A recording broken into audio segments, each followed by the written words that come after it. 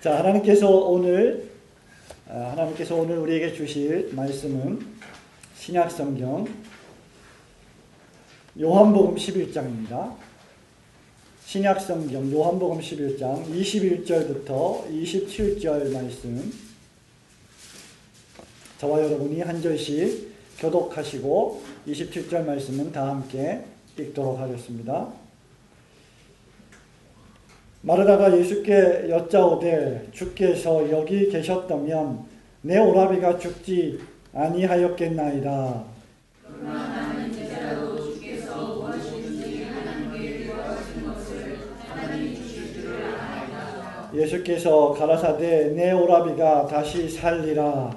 마르다가 가로되 마지막 날 부활에는 다시 살 줄을 내가 아나이다. 예수께서 가라사대 나는 부활이요 생명이니 나를 믿는 자는 죽어도 살겠고 무릇 살아서 나를 믿는 자는 영원히 죽지 아니하리니 이것을 내가 믿느냐. 함께 가로되 주여 그러하외다. 주는 그리스도시요 세상에 오시는 하나님의 아들이신 줄 내가 믿나이다. 아멘.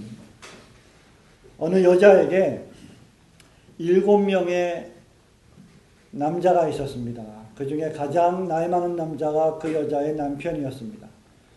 그런데 그 남자가 결혼한 지 얼마 되지 않아서 죽고 말았습니다. 그래서 그 남자의 형제인 둘째 형제가 그 여자와 결혼하게 됩니다. 그러자 그 둘째 형제도 얼마 안 있어서 죽게 되었습니다. 그래서 세 번째 형제가 그 아내와 결혼하게 됩니다. 그렇게 해서 7명이나 이 여자는 남편을 가지게 되었습니다. 목사님, 지금 도대체 무슨 말을 하고 계시는 겁니까? 이 이야기는 여러분이 조금만 신약성경을 읽기만 하시면 잘 아실 사두개인들이 예수님을 시험하기 위해서 꾸며낸 이야기입니다. 한 여자에게 남편이 7이 있었는데 그 남편이 차례로 다 죽었다. 자, 그러면 부활 때에 하나님의 나라인 천국에서는 이 여자는 도대체 누구의 남편이 되겠습니까? 라고 예수님을 시험하여 질문한 내용이 바로 이것이었습니다. 여러분 생각해 보십시오. 과연 이 여자의 남편은 7명 가운데 누구이겠습니까? 아무도 대답을 안 하시는군요. 여러분, 사두개인들은 그 당시에 요즘 말로 하면 어떤 의미에서 합리주의자라고 할 수 있겠고 자유사상가라고 할 수 있겠고 자기 마음대로 철학하는, 생각하는 철학가라고 할 수 있을 것입니다. 그래서 그들의 전공은 회의하는 것이었습니다. 회의주의에 빠지는 것이죠. 무엇인가 늘 의심해보고 무엇인가 늘 불신하는 눈으로 쳐다보는 것이 그들의 주 전공 과목이었습니다. 그들은 구약성경을 믿었습니다. 그러나 구약성경 가운데서 모세오경이 하나님의 말씀이라고 믿었고 다른 구약성경보다 모세오경이 훨씬 더 권위 있는 말이라고 생각했습니다. 그래서 상당히 율법적이 되었죠. 이 사람들은 부활이 없다고 믿었습니다. 이 사람들은 영혼이 없다고 믿었고요. 천사도 존재하지 않는다라고 생각했습니다.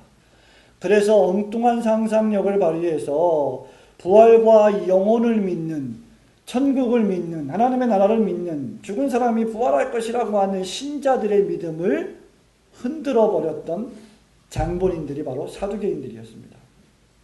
남편이 7인 여자의 경우 부활 때 누구의 아내가 되겠습니까? 다시 말하면 부활은 없다. 왜? 부활이 있다면 이 여자는 7명의 남편과 같이 살아야 되기 때문이다. 다시 말하면 너희들 기독교인들이 가지고 있는 신앙은 반지성적이다. 불합리하다. 말도 안 되는 말을 믿고 있는 거다라고 비난하는 현대판 사두개인들이 얼마나 많이 있습니까? 여러분, 믿음이 무엇입니까? 저는 여러분들에게 히브리서 11장 1절 말씀을 한번 암송해 보라고 권고하고 싶습니다. 믿음은 바라는 것들의 실상이요 보지 못하는 것들의 증거다. 그것이 저와 여러분이 가지고 있는 믿음입니다. 자, 그러면 믿음은 보이는 것을 신뢰하는 것입니까? 보이지 않는 것을 신뢰하는 것입니까? 보이지 않는 것을 믿고 보이지 않는 것을 보이는 것처럼 내가 받아들이고 영접하는 것이 믿음입니다. 그래서 믿음은 바라는 것들의 실상이요, 보이지 않지만 보이지 않는 것이 지금 보이는 것처럼 증거하는 웅변적인 증거가 바로 저와 여러분이 가지고 있는 믿음이라는 것입니다. 그런데 믿음이 없는 사람과 믿음이 있는 사람의 차이가 무엇입니까? 믿음이 없는 사람은 우리처럼 눈에 보이지 않는 것이 보이는 것처럼 믿는 사람이 아니라는 거죠. 다른 말로 하면 눈에 보이는 것만 신뢰하고 믿는 사람들이 바로 믿음이 없는 사람들. 다시 말하면 이 사람들은 믿음이 없는 것 같지만 믿음이 있는 사람들이 어떤 믿음이요? 보이는 것만 믿는 믿음. 우리가 믿는 믿음은 보이지 않는 것을 신뢰하고 믿는 믿음이죠. 우리가 보통 현실이라고 하는 것, reality, 현실 또는 실제라고 하는 것, 그것은 무엇입니까? 불신자들이 말하는 현실과 실제는 뭐예요? 눈에 보이는 것이 현실과 실제입니다. 그런데 과연 현실이라고 하는 것이 눈에 보이는 것만 믿는 것이 실제하는 것이고 현실일까요? 여러분 잘 생각해 보십시오. 만약에 눈에 보이는 것만이 현실이고 실제하고 존재하는 것이라면 여러분과 저는 거짓말장이이고 또 지상에 존재하는 모든 사람들은 전부 거짓말장이일 것입니다. 왜? 생각해 보십시오. 여기 여러분의 목사가 있습니다. 목사가 설교하고 있습니다. 가짜입니까? 진짜입니까? 현실입니까? 가상입니까? 현실입니다. 눈에 보이는 목사가 있습니다. 그럼 여러분이 눈에 보이는 이 목사는 어떤 존재입니까? 눈에 보이기 때문에 존재하는 것입니까? 눈에 보이지 않는 무엇인가는 여러분은 보지 못합니까? 그것이 우리가 가진 믿음이라는 것이죠. 여러분 개인을 생각해 보십시오. 여러분 개인의 이름을 생각해 보십시오. 나라고 하는 존재를 생각해 보십시오. 내가 왜 존재하는가? 내가 왜 나인가? 내가 눈에 보이니까 나입니까? 좋습니다. 그럼 여러분은 눈에 보이지 않는 무엇인가를 가지고 있습니까? 무엇입니까? 영혼입니다. 여러분과 제가 가지고 있는 영혼은 눈에 보이지 않습니다. 그럼에도 불구하고 우리는 영혼이 있음을 확실히 믿습니다. 우리에게 감정이 있음을 믿습니다. 누군가 우리에게 악한 말을 하면 감정이 상함을 우리는 몸으로 느끼게 됩니다. 우리 몸 안에 영혼이 존재하고 있음을 우리는 직감적으로 알게 됩니다. 마음이라는 것이 눈에 보일까요?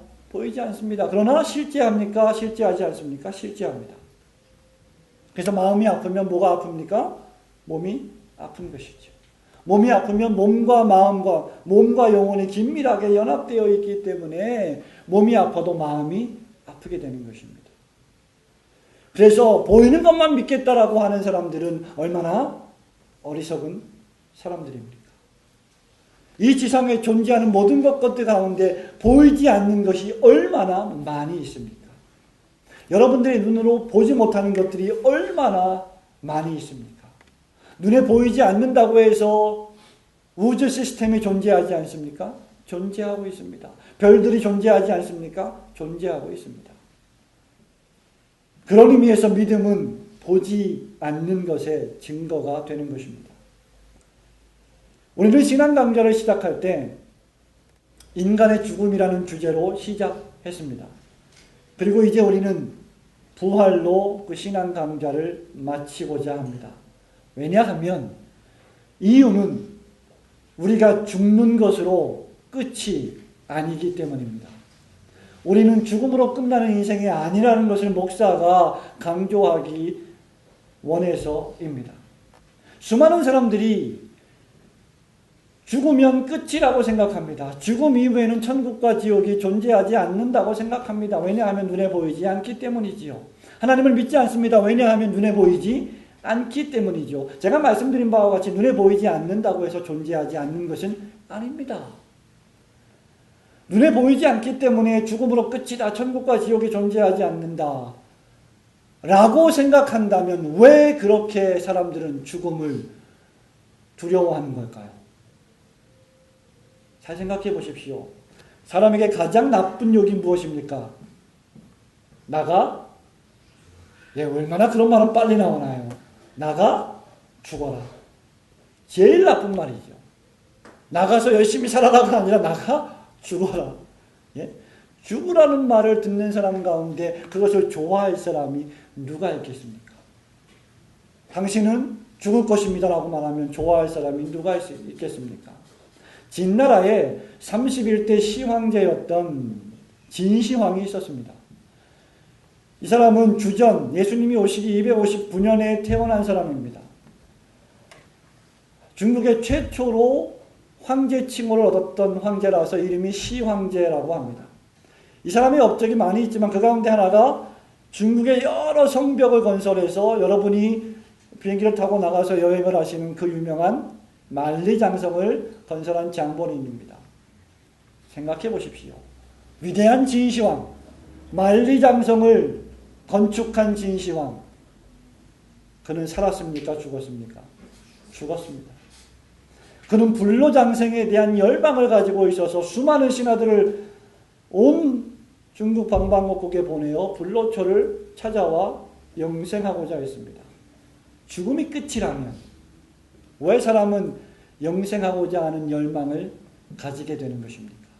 사두개인들의 말이 정답이라면 왜 사람들은 죽기를 싫어하고 영생을 가지기를 원하는 것입니까?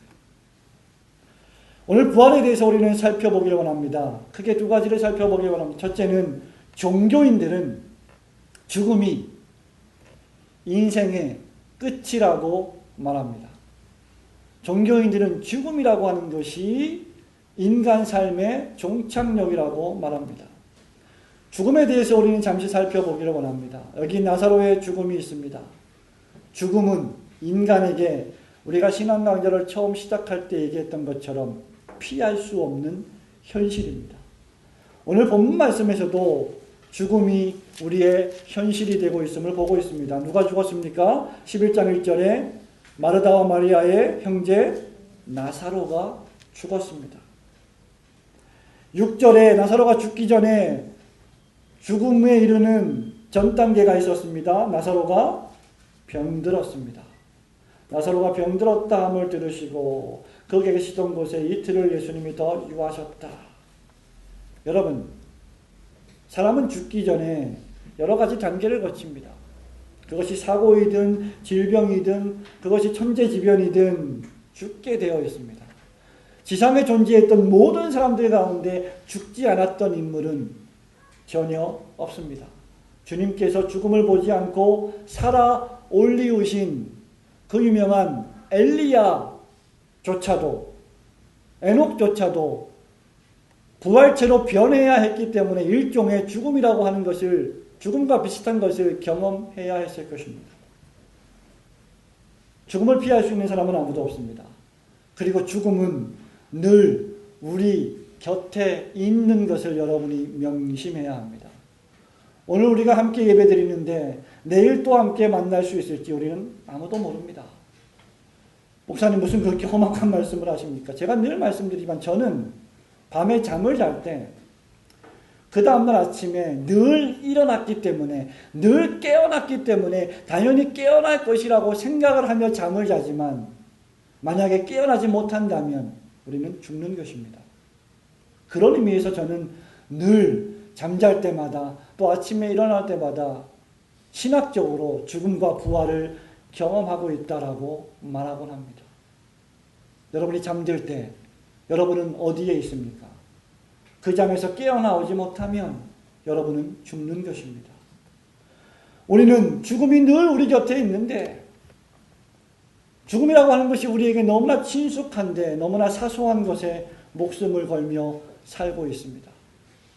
삼풍백화점이 무너져 죽고 성수대교가 무너져 죽고 맨홀 뚜껑이 열려서 빠져 죽고 수없이 죽는 일들이 우리 도처에서 벌어지고 있는데 우리는 다른 사람이 나에 대해서 뭐라고 했대더라, 다른 사람이 너에 대해서 뭐라고 했대더라 라고 하는 부분에 대해서 목숨을 걸며 싸우며 살아가는 존재가 아닙니다. 사람은 죽습니다. 17절 말씀에 보니까 여기 마르다와 마리아의 오빠 그 사랑하는 오빠 나사로도 죽었습니다. 죽은 지 며칠이 지났습니까? 이미 4일이나 흘렀습니다. 도무지 다시 되돌릴 기회가 없는, 시간이 없는 상태로 이미 흘러버렸습니다. 39절에 보니까 죽은 지 나흘이나 지나서 이미 냄새가 나서 부패가 시작되었다라고 말하고 있습니다. 여러분, 이것이 인간이 만난 가장 큰 난제입니다. 저와 여러분은 다 죽음에 이르는 질병을 가지고 태어난 존재라고 하는 것을 알려주고 있는 것이죠. 하나님을 떠나 대적한 범죄한 모든 죄인들은 그래서 죄의 삭은 사망이라고 하는 선고를 받고 죽게 되는 것입니다. 불신자도 죽고 신자도 죽습니다. 예수 믿는다고 해서 육체적 죽음을 면하는 것은 아닙니다. 그럼에도 불구하고 예수 믿고 죽는 신자들의 죽음은 불신자들의 그것과 엄청난 차원이 다른 하나님이 귀히 보시는 죽음의 차이가 있는 것입니다. 여러분, 이 죽음에 대한 반응들을 잠시 살펴보시기 바랍니다. 마리아가 있습니다. 2절에 보니까 나사로의 누이인 마리아는 향유를 주님께 붓고 머리털로 주의 발을 씻기던 자입니다. 예수님께 3절에 보니까 사람을 보내어서 자기 오빠를 살려보겠다고 노력한 사람입니다.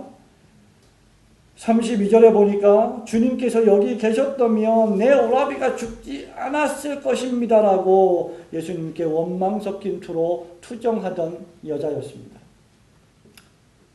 그 여자는 오빠를 너무나도 사랑했습니다.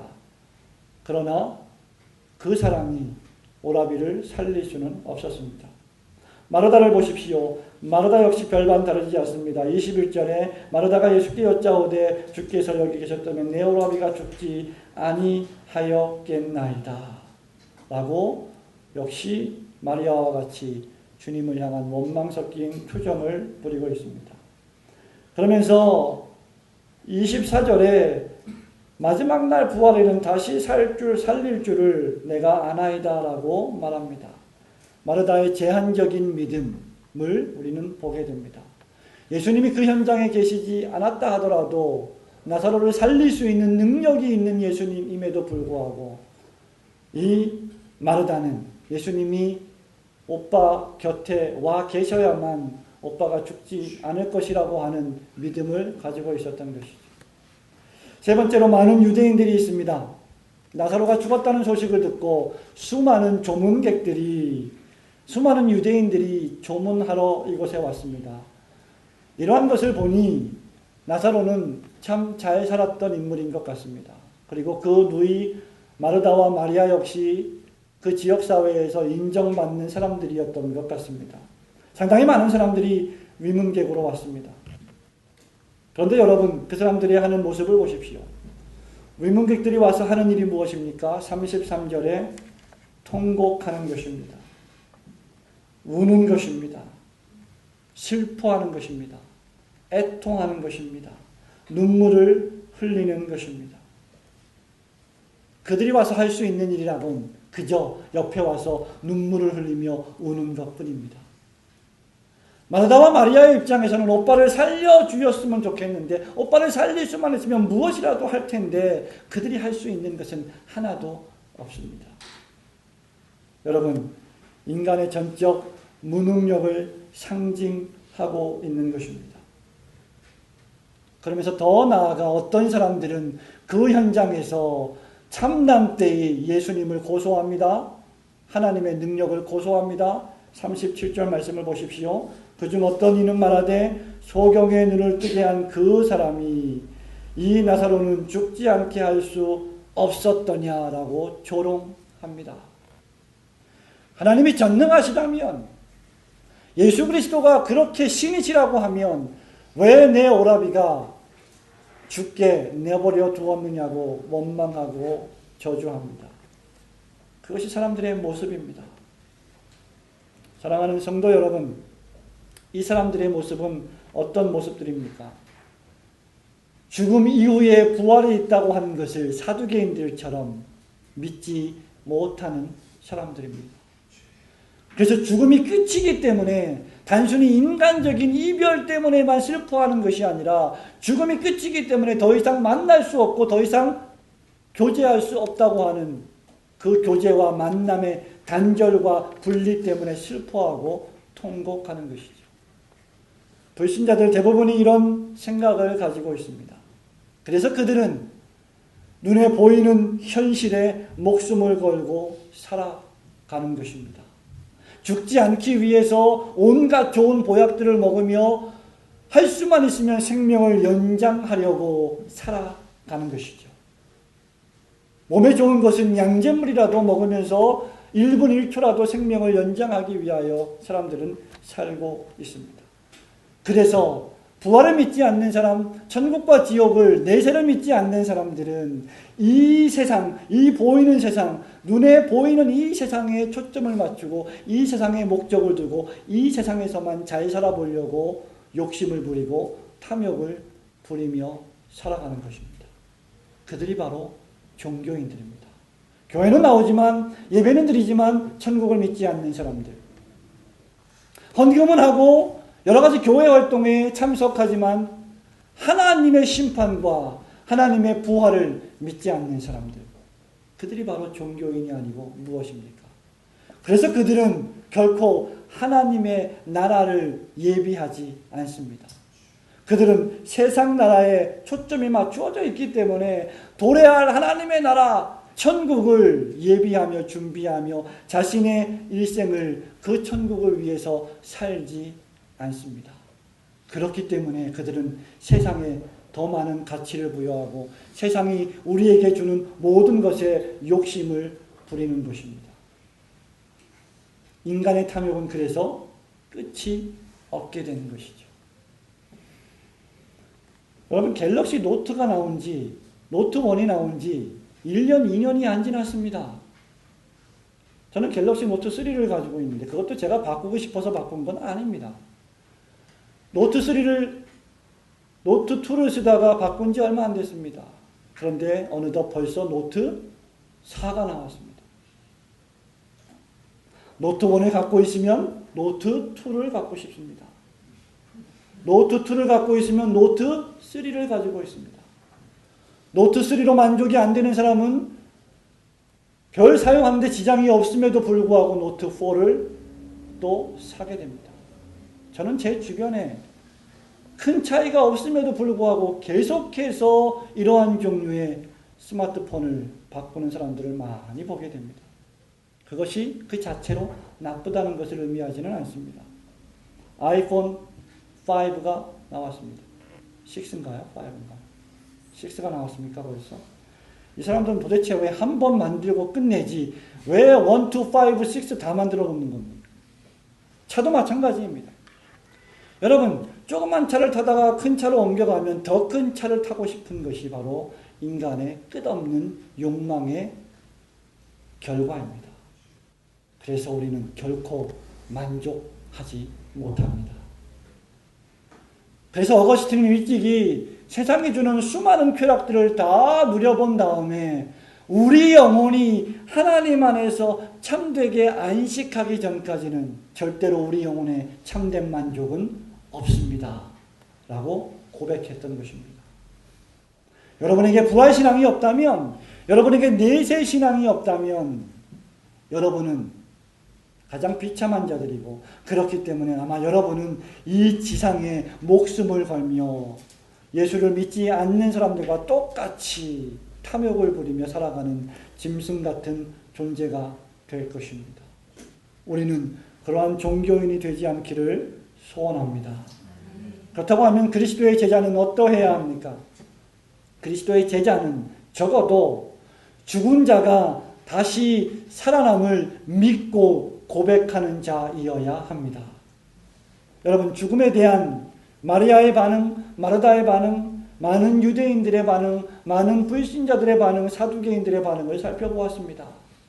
예수님은 죽음에 대해서 어떻게 해석을 하고 계십니까?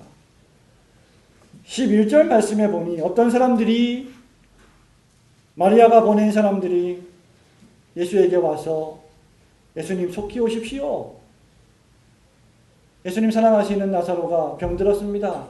이틀을 더 유했습니다. 속히 움직이지 아니하셨습니다. 그러자 또 사람들이 와서 이제 오십시오. 마르다와 마리아의 오레비 나사로가 죽었습니다. 그때 우리 예수님 하신 말씀이 무엇인지 기억하십니까? 11절 말씀을 다 함께 읽도록 하겠습니다. 시작.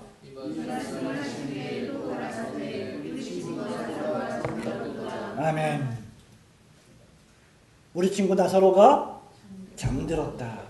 예수님은 신자의 죽음, 예수님은 당신의 사랑하는 백성의 죽음을 죽음이라고 보지 않으시고 잔다, 잠들었다, 쉬고 있다, 안식한다 라고 말씀하십니다. 신자에게 있어서 죽음은 끝이 아닙니다. 죽음은 무엇입니까? 시작입니다. 어떤 시작이요? 잠시 휴식한 다음에 시작입니다. 여러분이 하루의 일과를 마치고 아마 오늘 밤에 집에 돌아가면 잘 씻고 침대에 누워서 이불을 덮고 주무시게 될 것입니다. 자, 잠을 자는 것은 왜 잠을 잡니까? 다시 일어나기 위해서입니다. 우리 예수님은 나사로가 죽은 게 아니라 잠들고 있다, 쉬고 있다, 휴식하고 있다, 안식하고 있다. 사람들은 죽음을 끝이라고 보았지만 예수님은 아니다. 내 친구가 지금 쉰다. 두 번째, 예수님은 죽은 나사로를 사랑하셨습니다. 11절에 나사로를 무엇이라고 부릅니까? 우리 친구다. 예수 믿는 신자들은 피조물이긴 하지만 엄청난 피조물입니다. 지상에 사셨던 예수님의 친구이기 때문입니다. 저와 여러분이 예수 그리스도의 친구가 된다는 사실입니다. 우리 친구 나사로가 잠들었다. 그 말은 나를 사랑하는 나사로는, 나를 믿는 나사로는 나의 친구다 라는 말이죠. 얼마나 애정이 섞인 그러한 목자적인 말씀의 표현입니까? 33절 말씀을 보십시오. 예수님 또 뭐라고 말씀하십니까? 그의 우는 것과 또 함께 온 유대인들이 우는 것을 보시고 심령에 통분히 여기시고 민망히 여기셨습니다. 분노하셨습니다. 화를 내셨습니다. 감정이 상하셨습니다. 왜? 나사로의 죽음을 보고 조문하러 왔던 모든 사람들이 그것이 끝인 줄 알고 통곡하고 슬퍼했기 때문입니다. 예수님은 나사로가 죽은 것이 아니라 잠들었다 라고 했는데 이 사람들은 끝이라고 생각한 것입니다. 그래서 우리 예수님은 분노하신 것입니다. 35절에도 똑같은 말씀이 나와 있습니다. 예수께서 눈물을 흘리시더라. 사랑하는 성도 여러분, 예수님은 믿음을 가지고 죽은 자를 사랑하시는 줄 믿으시기를 축원합니다. 그리고 예수님이 하시는 그 다음 사역은 무엇입니까? 바로 그 죽은 나사로를 무덤에서 불러내셨던 사건입니다. 돌을 굴려서 그 무덤 굴을 막아버렸습니다. 예수님 말씀하십니다. 39절에 돌을 옮겨 놓으라. 그러니 그 누이 마르다가 주님 이제 소용없습니다. 죽은 지 4일이나 지났습니다. 벌써 냄새가 납니다. 예수님 말씀하십니다. 내 말이 네가 믿으면 하나님의 영광을 보리라 하지 아니하였느냐라고 책망하십니다. 돌을 옮겨 놓았습니다. 하나님께 기도하십니다. 43절에 나사로야 나오라 부르시니 예수 그리스도께서 나사로를 호출하시니 나사로야 나오라. 생명의 주인이신 예수님이 말씀 한마디 하시니 그 호출에 예수님의 양떼인, 예수님의 제자인, 예수님의 사람인 그 나사로는 즉각적으로 반응할 수밖에 없는 것입니다. 44절에 죽은 자가 수족을 배로 동인 채로 나오는데 예수님 풀어놓아 다니게 하라고 말씀하셨습니다. 여러분, 우리 예수님은 죽은 자를 다시 살리실 능력이 있으신 분이심을 믿으시기를 축원합니다. 이미 이것은 24절 25절에 나는 부활이요 생명이니 나를 믿는 자는 죽어도 살겠다 살아서 나를 믿는 자는 영원히 죽지 아니하리니 네가 이것을 믿어야 한다. 그래서 23절에 내 오라비는 반드시 다시 살 것이다 라고 약속해 주셨습니다. 이 38절부터 44절에 있는 이 말씀은 예수님의 약속의 성취입니다.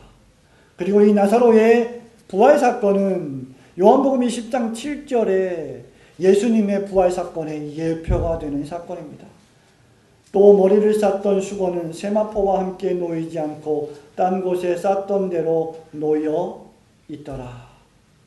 우리 예수님은 돌아가셔서 세마포로 그 시신이 감싸져 있었고 그 수건을 머리로 감싸 놓았습니다. 그러나 하나님께서 그 감싸 놓은 머리의 수건과 그 시신을 덮어 놓은 세마포를 걷어서 다시 살리시고 그 옆에 잘 있던 대로 쌓아 놓아 두셨습니다. 이것이 바로 하나님이 하시는 일입니다. 하나님은 저와 여러분을 다시 살리시는 생명의 하나님이심을 믿으시기를 축원합니다. 사랑하는 성도 여러분, 이 말씀이 우리에게 주는 교훈이 무엇입니까? 우리 예수 그리스도께서는 단순히 하나님만은 아니시고 저와 여러분의 아픔과 고통과 죽음을 공감하시고 체휼하시는 예수님이시라는 사실입니다. 예수님은 하나님이시지만 예수님은 사람의 몸을 입고 이 땅에 오셨습니다. 이 땅에서 먹고 마시고 사셨습니다. 잠을 주무셨습니다. 피곤을 느끼셨습니다. 슬퍼하셨습니다. 애통해 하셨습니다. 굶주림도 느끼셨습니다. 예수님은 저와 여러분과 똑같이 우리의 고통과 아픔을 아시는 분이십니다. 예수님은 우리의 감정을 공유하는 우리의 구세주가 되십니다. 그래서 여러분이 어려운 일을 당할 때 예수님은 나의 이러한 마음을 모르실 거야 라고 불신앙적으로 생각하지 마십시오. 우리 예수님은 가장 큰 고난을 당하신 분이십니다. 십자가에 달려서 죽음을 경험하신 분이십니다. 여러분이 겪고 있는, 여러분이 겪었던, 또 여러분이 앞으로 겪게 될 수많은 감정들을 이미 다 경험하신 분이십니다. 우리는 인생을 살아가면서 수많은 감정의 폭풍 위에 휩싸여 살고 있습니다. 이러한 감정들 중에는 기쁨도 있고 슬픔도 있습니다. 환희의 순간도 있고 고통의 순간도 교차합니다. 그러나 우리의 삶에는 기쁨과 환희보다는 슬픔과 고통이 훨씬 많습니다. 그럼에도 불구하고 우리의 고통의 순간에, 우리의 아픔의 순간에, 심지어 우리가 죽는 침상의 순간에도 예수님이 항상 거기에 계시는 줄 믿으시기를 축원합니다. 왜냐하면 사람이 되어 오신 로고스이신 그분은 이미 그 모든 길을 걸어가신 분이시기 때문입니다. 이 말씀은 또 우리에게 무엇을 교훈합니까? 예수 그리스도의 능력을 교훈해 주고 있습니다. 예수님은 하늘과 땅의 모든 권세를 지니신 분이십니다. 성부 하나님께서 그 모든 권세를 성자 예수님께 주셨기 때문입니다. 그분께 허락되지 않은 것은 하나도 없습니다. 인간의 사망에 관한 예수님은 분해와 부패와 죽음의 모든 권세를 지배하실 수 있는 권세를 가지신 분이십니다. 우리의 소망은 단지 영혼 구원만이 아닙니다. 우리의 소망은 우리의 신체까지도 마지막 날에 부활되는 소망인 줄 믿으시기를 축원합니다.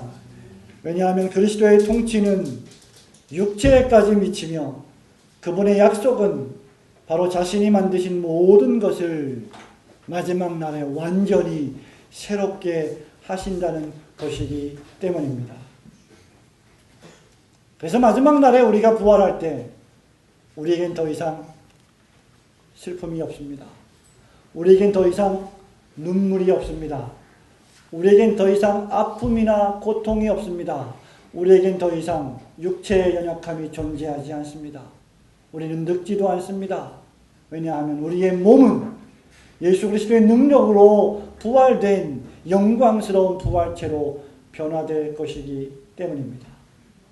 이 말씀이 우리에게 주는 마지막 교훈이 무엇입니까? 그래서 그리스도인은 부활 소망의 능력으로 살아야 한다는 것입니다. 나사로 사건에서 승자는 마귀인 것처럼 보입니다. 왜? 나사로가 죽었기 때문입니다. 그래서 그 나사로의 죽음 사건은 그 누이들인 마르다와 마리아에게 슬픔의 감정을 안겨주었습니다. 패자는 나사로인 것처럼 보였습니다. 마르다와 마리아가 패자인 것처럼 보였습니다. 가족들의 죽음을 경험한 저와 여러분의 모든 경험들이 바로 이와 마찬가지일 것입니다. 누구라도 내 가족 중에 누가 죽었다고 하면 그러한 감정을 통과하게 될 것입니다. 그러나 기억하십시오. 진정한 승자는 나사로입니다. 죽음의 권세를 휘두르는 마귀는 마침내 패망할 줄로 믿습니다. 나사로를 살리심으로써 예수님은 무덤 속에 있는 자가 다 그의 음성을 들을 때가 온다고 우리에게 요한복음 5장 28절에 있는 약속의 말씀을 입증해 주셨습니다. 무덤 속에 있는 자가 다 그의 음성을 들을 때가 온다. 마지막 날에 그런 음성을 들을 때가 올 텐데 이미 예수님은 2000년 전에 나사로의 무덤을 향해서 무덤 속에 있는 나사로에게 주님의 음성을 들려주신 것입니다.